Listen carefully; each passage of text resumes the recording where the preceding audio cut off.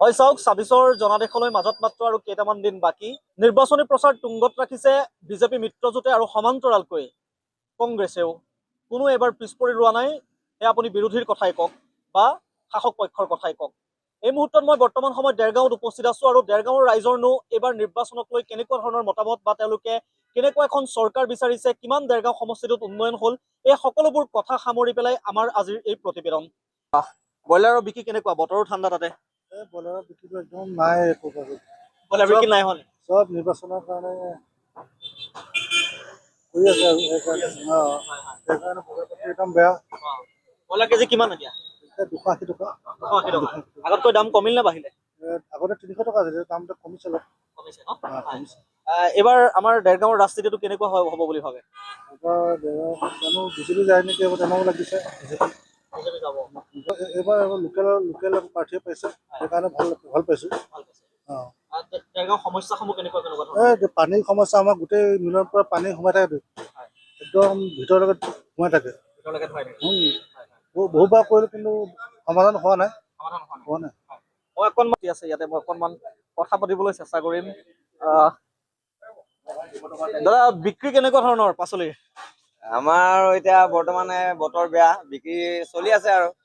হয়, কঁঠালৰ মুচি কিমান দাম? মুচি এইবিলাক আমি 20 টকাকেও দিছো, 30 টকাকেও দিছো, এনেকে দি আছো আৰু। ফুলকবি এতিয়া আপোনাৰ দাম বাঢ়ি গৈছে, তাকে কৈছো। চব পিনে বস্তুবিলাক দাম অলপ বাঢ়ি গৈছে আৰু। আলু পিঁয়াজৰ দাম? আলু পিঁয়াজৰ বাৰু অলপ মিলি আছে, অলপ 10-5 টকা এনেকে কিবা এটা হৈ আছে আৰু। বাকী চব্জিবিলাকৰ দাম বাঢ়িছে, ভেন্দি এনেকে বডি দাম বাঢ়িছে, দাম অলপ বাঢ়িছে। দেৰগাঁৱৰ নিৰ্বাচন কি হ'ব বুলি ভাবে? নিৰ্বাচন এইবুলিতো ভাল লাগিছে, আৰু বিশেষকৈ আমাৰ ছাৰে পোৱাৰ কাৰণে আমাৰ নিজৰ এজন পুৰণা নেতাই কাম তেওঁ দায়িত্বভাৰ পোৱাৰ কাৰণে আমি যথেষ্ট আনন্দিত হৈছো। হয়তো আমি তেখেতৰ ওচৰত যাব পৰা নাই, কিন্তু আমি আজি বিজেপি চৰকাৰে যিখিনি কৰ্ম কৰি আছে আমি সকলো তেখেতৰ আমি আনন্দিত। মানে আমি তেখেতৰ কামৰ পৰা বহুত সুখী। আজি আমাৰ তেলৰ দাম বাঢ়ি গৈছে, তথাপিতো আমি সুখত আমি দোকান দাম বাঢ়িছে যদি চলাই আছো, আৰু যদি দাম বাঢ়িছে তেতিয়াও চলাম। আমাক বিজেপি চৰকাৰ লাগে।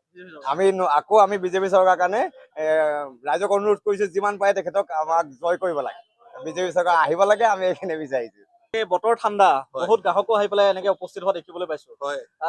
কি কব বতৰটোৰ বিষয়ে, কি কব? আৰু নিৰ্বাচন আহিছে, কিবা গম পাইছেনে? না, নিৰ্বাচনটো আহিছে, হয় দেখিছো আমি বাৰু। ইয়াতে আপোনাৰ প্ৰচাৰ চলি আছে, নিৰ্বাচনত চলি আছে। হয়, প্ৰচাৰ কৰি আছে বিভিন্ন দলবোৰ আছে, তেওঁলোকৰ কেণ্ডিডেটসমূহে প্ৰচাৰ চলাই আছে, আমি দেখিছো। আমি আপোনাৰ ব্যৱসায়ৰ লগত জড়িত, যিহেতু বতৰ আজি ঠাণ্ডা, মানুহক গাহৰি খুৱাব লাগিব, গাহৰি লাগিবই, আৰু সেইকাৰণে আকৌ মাংস কিনি আনিছো ৰাইজক খুৱাম বুলি। বতৰ ঠাণ্ডা, মানুহে মাংসটো খাইছে। নিৰ্বাচন আহিছে, চাগে মামায়েও দিছেতো আপোনাৰ আঁচনিবোৰ পাইছে, মানুহে খাইছে, নিৰ্বাচনৰ ঢৌ উঠিছে, ভাল লাগিছে, আমাৰো ভাল হৈছে। নিৰ্বাচন আহিছে যিহেতু আমাৰো বেপাৰ বাণিজ্য ভাল হৈছে। জুবিনদাৰ ন্যায় প্ৰসংগক লৈ পেলাই কিবা কব? সেইটোৱে মেইন কথাটো, মানে কি মুদ্দাটো সেইটোৱে। আৰু আমিতো ডেকা ল'ৰা, আমিতো আৰু জুবিনদাৰ ফেন, আৰু জুবিনদাৰ কাৰণে আমি আৰু চব আমাৰ জীৱনটো। কিন্তু এতিয়া বেয়া লাগিছে, যদি ন্যায়টো দিয়াহেঁতেন ইলেকশ্যনৰ আগত আমি ভাল পালোহেঁতেন। কিন্তু এতিয়া ন্যায়টো যিহেতু দিব পৰা নাই আমাৰ প্ৰাণৰ শিল্পীজনক, আমাৰ সেইটোৱে দুখ লাগি আছে। আৰু বিজেপি চৰকাৰখনেতো বাকী চব কামেই ভাল কৰিছে। আমি এটা ইউথ হিচাপে কৈছো, মই এটা জেনজি হিচাপে কৈছো, যে যি কাম কৰিছে ৰাস্তা পদূলিৰ পৰা আমি বহুতখিনি ভাল দেখিছো। কিন্তু মেইন মুদ্দাটো হৈছে যে জুবিনদাক ন্যায়টো কেলে দিব পৰা নাই, কাৰণ তেওঁ প্ৰাণৰ শিল্পী। আমাৰ ইউথ জেনেৰেশ্যনত তেওঁ এজন আমাৰ প্ৰাণৰ মানে শিল্পী হয়। তেওঁ আমাৰ ৰক ষ্টাৰ আছিলে, হাৰ্ট ৰব আছিলে। তো তেওঁক ন্যায়টো আমি বিচাৰো। যদি চৰকাৰে যদি দিব পাৰে, হয়তো আৰু আমাৰ জেনজিৰ পৰা ভোট পাব, আৰু বহুত বিপুল ভোটত জিকিব।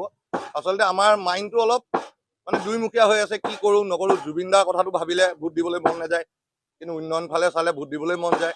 তো তেনেকুৱা কথা এটা আমি দুধুৰ অৱস্থাত ফচি আছো।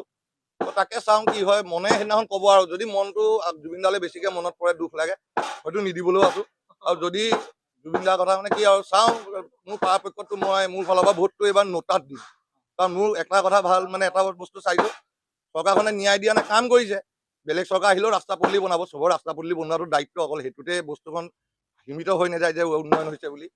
আচলতে কথাটো হ'ল, জুবিনদাৰ যোনটো আমাৰ ন্যায়টো, সেইটো যদি দিয়ে, তেতিয়া আমি আৰু ধৰক উন্নয়নৰ লগত আৰু প্লাছ আমাৰ মানে মনৰ এটা সান্তনা পাম যে আমাৰ প্ৰাণৰ শিল্পীজনে ন্যায় পালে। সেইটোৱে মেইন কথা। গুৰুত্বপূৰ্ণ কথা কৈছে যে জুবিনদাৰ ন্যায় প্ৰসংগটো এবাৰ ক'ৰবাত নিৰ্বাচনী ইছ্যু হ'ব পাৰে।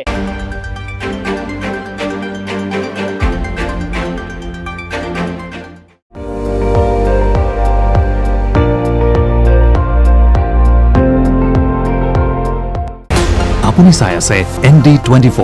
সৰ্বশ্ৰেষ্ঠ নহয় সৰ্বোত্তমৰ দৌৰত।